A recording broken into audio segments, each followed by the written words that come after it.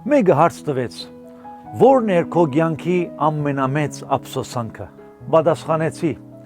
սխալ մարդկանց վստահել, նրանց խոսքերին հավատալ եւ նրանց հնարքները անդեսելը։ Հետո հարցրին. որն էր ամենամեծ դասը։ Ժպտալով ասացի.